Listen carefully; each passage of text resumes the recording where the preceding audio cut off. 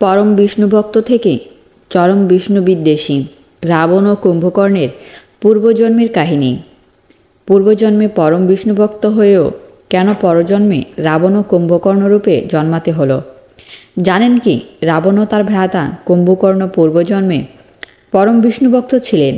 আগে হ্যাঁ, ত্রেতা যুগে ভগবান বিষ্ণুর অবতার শ্রী রামচন্দ্র মহাসংগ্রাম করে যে রাবণ ও কুম্ভকর্ণকে বধ করেছিলেন তারাই পূর্বজন্মে ছিলেন ভগবান বিষ্ণুর পরম ভক্ত।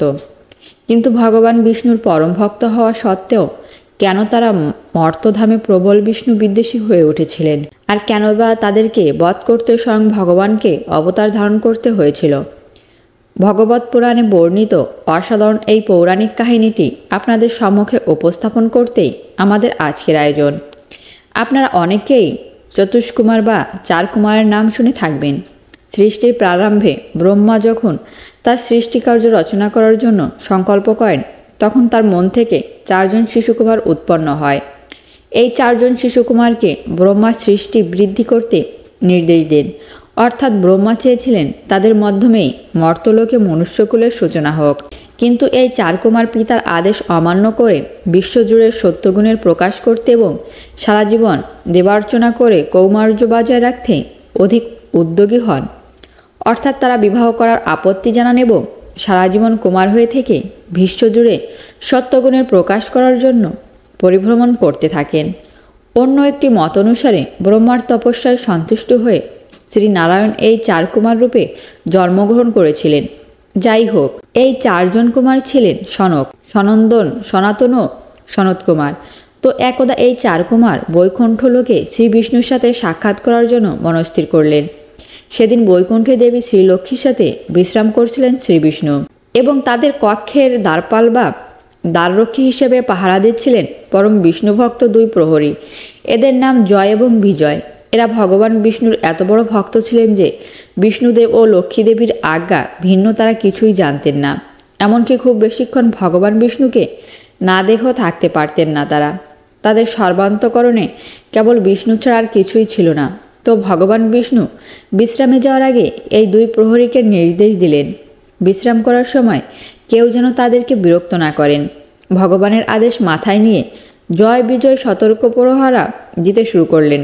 ঠিক সেই সময় বৈকুণ্ঠের বাইরের 6টি দ্বার অতিক্রম করে 7ম দ্বারের সামনে এসে হাজির হন 4 কুমার।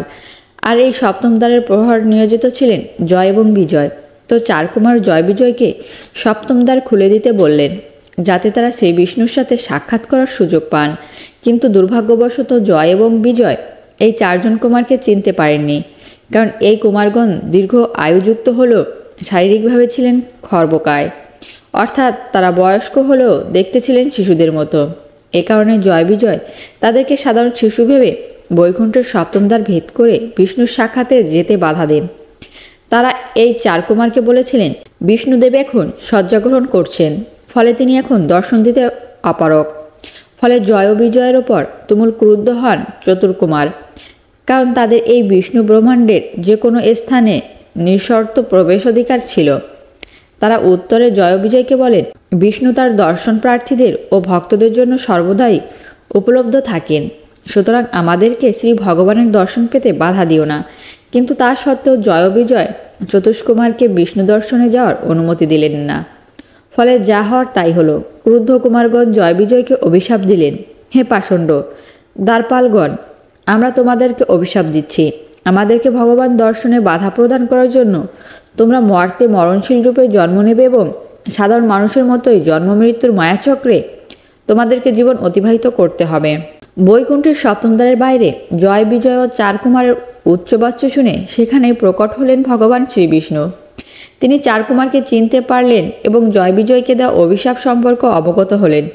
ততক্ষণে ঘটনার ভয়াবহতা সম্পর্কে আঁচ করতে পেরেছেন জয় ও বিজয়। তারা শ্রী বিষ্ণুর চরণে সটান লুটিয়ে পড়ে বললেন, হে প্রভু, আমরা সত্যি লজ্জিত। আমরা আপনার আদেশ পালন করতে গিয়ে এই 4 কুমারের প্রকৃত পরিচয় জানতে পারিনি। দয়া করে আমাদের এই অভিশাপ থেকে মুক্তির উপায় বলুন। উত্তরে ভগবান বললেন, দেখো বৎসগণ, ব্রহ্মার মানসপুত্র এই 4 কুমারের অভিশাপ কোনোভাবেই বিফল হওয়ার নয়। তবে আমি নিজ দায়িত্বে 2টি উপায় তোমাদেরকে এই অভিশাপ কিছুটা প্রশমিত করতে পারি। প্রথম উপায় হলো তোমরা 7 জন্ম আমার ভক্ত হয়ে মর্তে জন্মগ্রহণ করবে এবং বিষ্ণু ভক্ত হিসেবে বিশেষ খ্যাতি লাভ করবে।